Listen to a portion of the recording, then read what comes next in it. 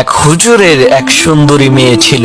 সেই সুন্দরী মেয়েটি হুজুরকে বলল, বাবা তুমি এত খ্যাত কেন? হুজুর বলল, আমি আবার খ্যাত হলাম কিভাবে? সেই মেয়ে বলল, বাবা আমার বান্ধবীরা সবাই তো বোরকা ছাড়াই বাইরে বের হয়, কিন্তু আমি বোরকা ছাড়া বাইরে বের হতে পারি না। তুমি একটু আধুনিক হও, একটু মডার্ন হও। হুজুর বলল, মা ঠিক আছে, তোমার আর বোরকা পরতে হবে না, তুমি বোরকা ছাড়াই আমার জন্য দোকান থেকে একটা কলম নিয়ে আসো। মেয়েটা দোকানে কলম কিনতে যাচ্ছে, পথিমধ্যে কিছু বকাটে যুবক বসেছিল। তারা সেই সুন্দরী মেয়েটিকে দেখে বলল, ইস কি মাল যাচ্ছে গো, মালে দানা পড়িয়ে গেছে।